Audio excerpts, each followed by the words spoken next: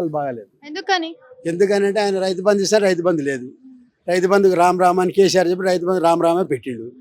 ఇంకోటి అదేంది గుట్టలకు చెట్లకు బుట్టలకు ఇస్తామని అన్నారు కదా.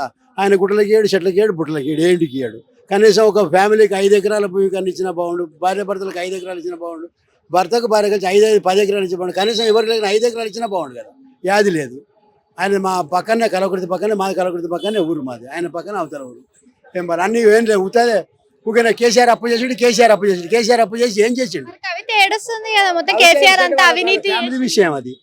బయటకి చెప్పింది కదా. మొత్తం అమరవీరుల స్తూపం దగ్గర నుంచి విగ్రహం కూడా, అంబేద్కర్ విగ్రహంలో కూడా అవినీతి జరిగింది, చాలా నష్టాలు జరిగినాయి అని చెప్తుంది కదా.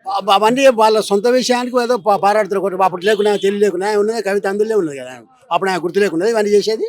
అప్పుడు బాగానే ఉన్నది. మరి ఇప్పుడు ఎందుకు ఇట్లా చేసింది? మరి ఇప్పుడు ఎందుకు మాట్లాడుతుంది? ఇప్పుడు ఇట్లా మొదటి నుంచి మాట్లాడాలి. లేకపోతే అంటే ఆవిడ ఆడిది లేకపోతే గాడిదే ఎట్లా? సొమ్ము వస్తే వాళ్ళకి, సొమ్ము లేకపోతే వాళ్ళకనా? సీఎం అయితే అంటుంది కదా మళ్ళీ. ఎవరు ఆయనా? కానీ మరి మాదేం పోతుంది? సీఎం అయితే మాకు కష్టం అవుతుందా? మంచి పరిపాలన చేస్తారు ఎవరైనా సార్. రైతులను ఆదుకొని మంచి చేస్తారు, సంతోషం, అంతకంటే ఏం లేదు. అయినా మూసినది బాగా చేస్తా అంటుండే కదా. మూసినది బాగా చేస్తే వాసన కొట్టుకుంటుంది ఎవరికి, మంచిదే, సంతోషం. మంచి పని చేస్తే మంచిదే, సంతోషమే. అంతేగాని ఏదో అది రైతులను మాత్రం ఇబ్బంది పెడుతున్నాడు, అంత ఇబ్బంది పెట్టి చంపుతున్నాడు.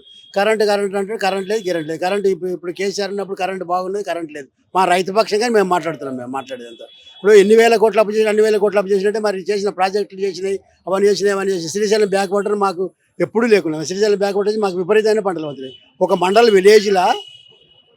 మండలం విలేజ్లో ఎన్ని పంట ఉందో ఒక విలేజ్లో అంత పంట అవుతుంది మాకు. ఇప్పుడు ఒక మండల్ విలేజ్లో 20 విలేజెస్ దాదాపు, అన్ని విలేజ్లో ఎన్ని పంట వంతుందో ఒక విలేజ్లో మాకు ఒక అంత పంట వంతుంది. మాకు 2 కార్లు పంట పండించుకుంటాం మంచిగా. అన్ని శ్రీశైలం బ్యాక్ వాటర్ వల్ల మేమంతా, మాకు 4 ఎకరాల భూమి పోయింది మా దాంట్లోకి, నార్కల్ డిస్టిక్ మాది.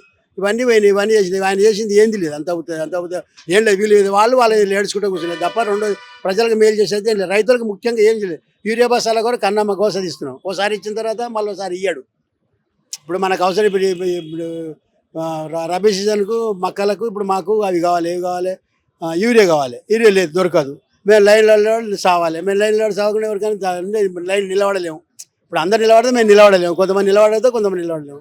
అందుకని మాకైతే మా విషయంలో నాది పార్టీ విషయంలో పక్కెట్టండి ఏది లేదు. కానీ మేము మాకు తెలిసిన కాడికైతే కేసీఆర్ పరిపాలన అంత మంచిగా అయితే రేవంత్ రెడ్డి పరిపాలన లేదు. ఏమైనా 1000 కోట్లు అప్పు తెచ్చిండ్రు, 1000 కోట్లు చేసిండ్రు, 1000 కోట్లు అప్పు చేసి లక్షల కోట్లు అప్పు చేసి లక్షల కోట్లు చేసిండ్రు. పింఛన్లు అన్నారు, తులం బంగారం లేదు. అదే అసలు సీఎం రిలీఫ్ ఫండ్ అనేది ముచ్చటనే లేదు. ఆయన ఉన్నప్పుడు అన్ని ఇచ్చిండు మాకు.